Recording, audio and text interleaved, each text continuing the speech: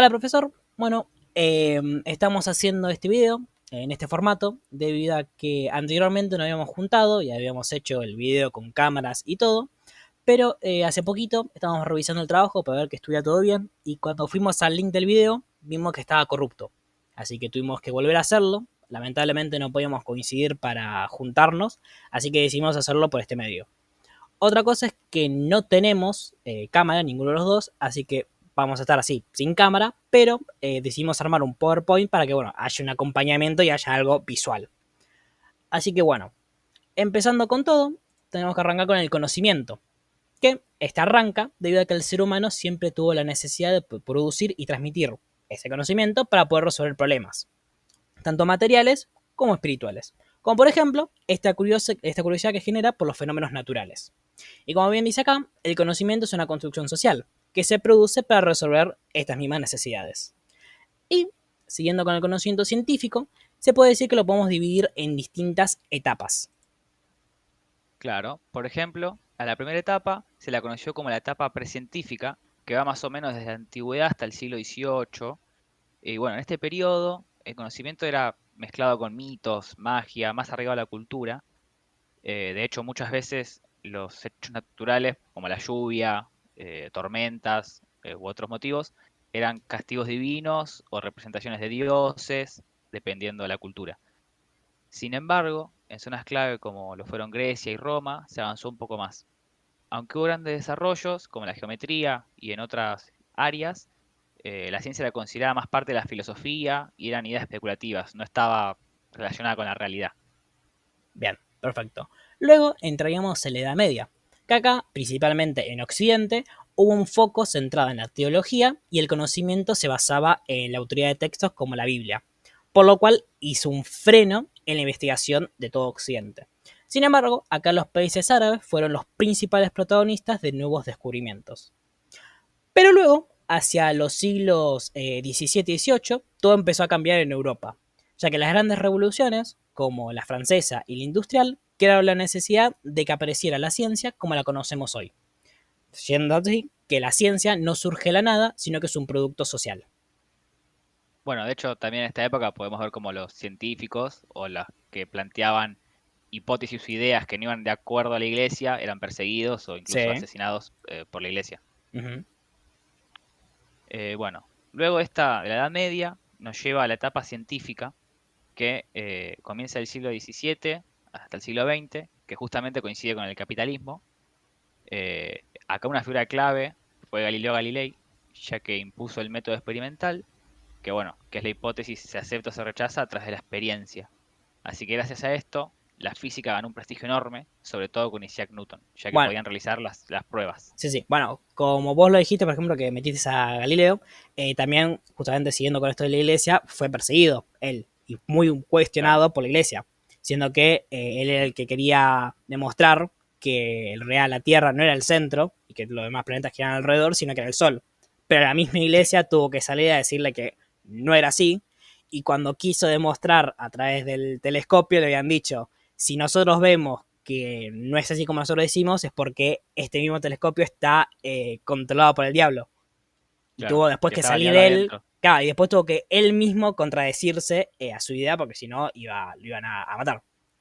Claro. Bien, y al final, a partir de 1905, se entraría en la era del nuevo espíritu científico. Que acá comienza la teoría de la relatividad junto con Einstein, siendo que esta es básicamente el protagonista de esta era. Siendo que lo que hace es que haya un cambio por completo de los conceptos que creíamos fijos. Bien. Pero ahora vamos a cambiar un poco y metamos a las ciencias sociales, ¿no? Sí. Que, bueno, fueron las últimas en aparecer. Que estas nacieron por grandes cambios y las crisis sociales de la modernidad. Bueno, como las revoluciones que mencionaste antes, ¿no? La francesa, Uh -huh. la industrial. Básicamente empezaron a buscar respuestas a las preguntas que hacían los filósofos de la ilustración sobre la libertad, la desigualdad y la organización de la sociedad. Sí. Bueno, para cerrar este punto que estabas hablando, tendríamos que hablar del concepto del paradigma. Que acá, según Thomas Kuhn, un paradigma es un conjunto de ideas que la comunidad científica acepta en un momento determinado.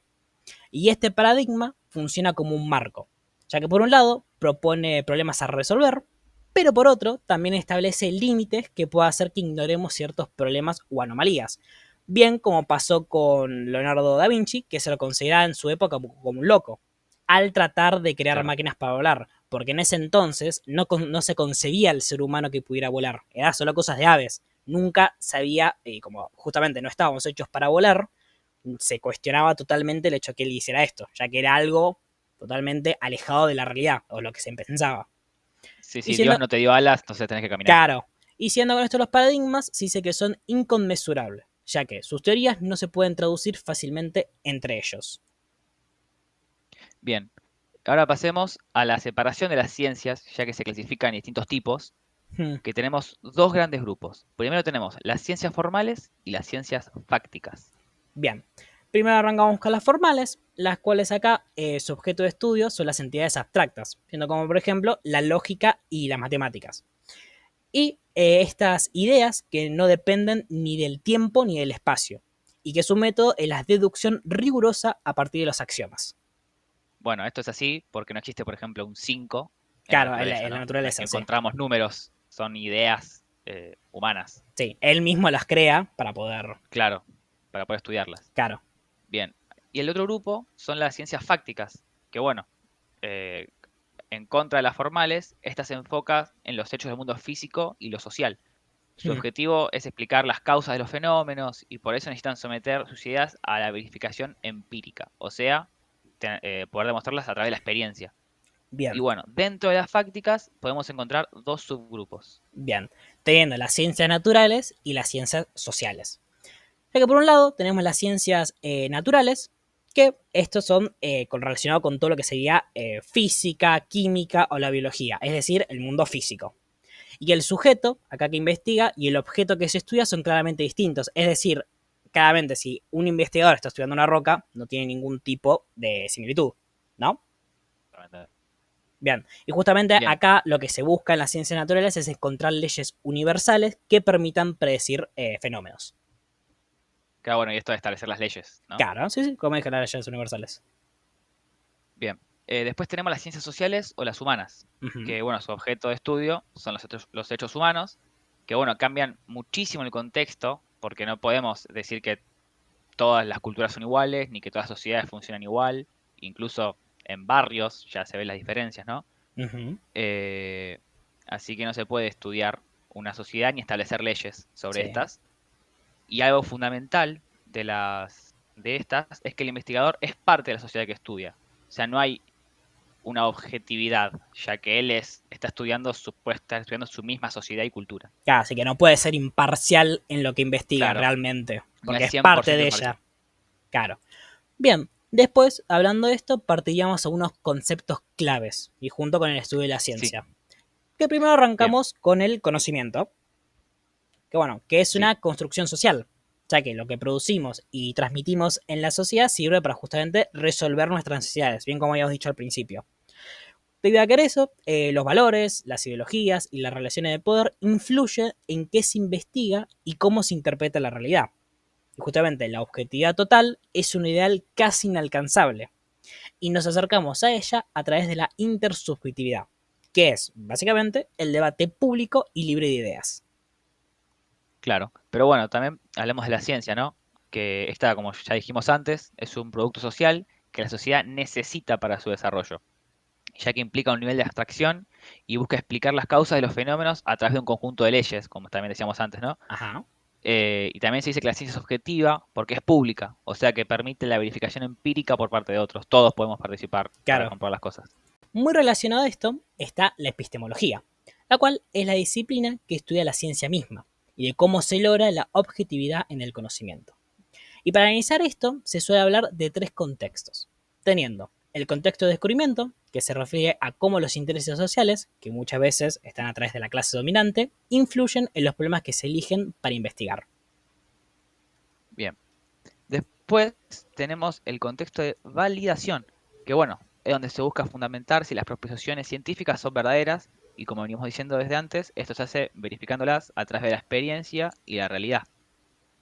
Y bueno, el contexto de aplicación se refiere al uso del conocimiento, ya que la ciencia genera tecnología y este conocimiento ha sido utilizado históricamente, en su mayoría por los grupos dominantes para poder mantener su poder. Bien, y para terminar este punto hay que hablar de dos conceptos claves.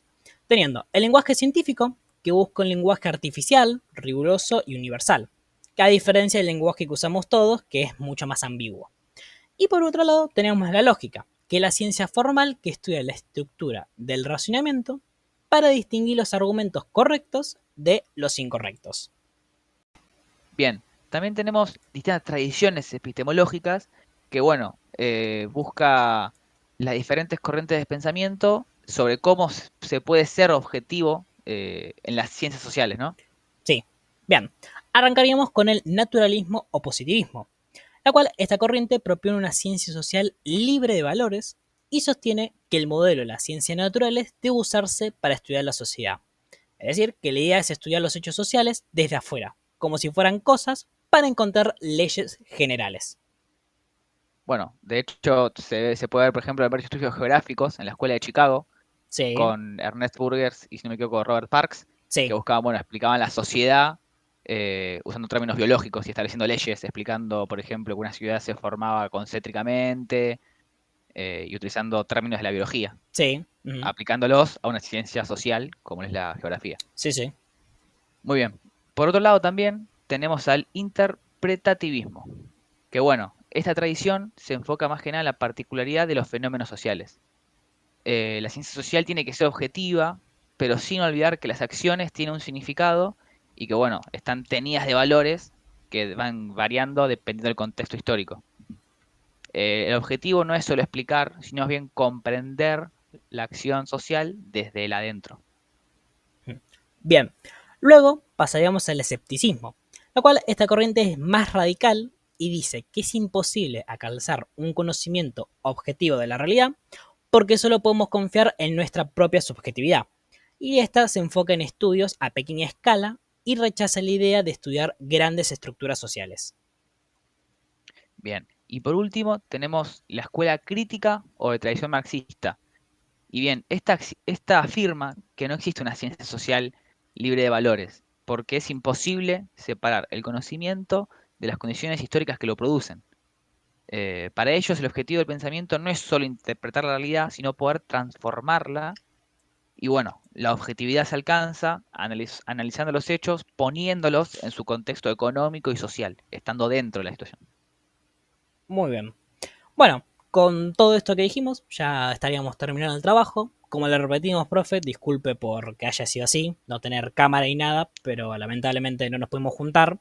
Y esta era la única opción que teníamos, porque si no íbamos a tener que tardar más y no queríamos entregárselo tan fuera del tiempo. Así que bueno, espero que haya estado bien hecho y que nada, entienda el hecho porque no estamos con las cámaras ni nada. Adiós.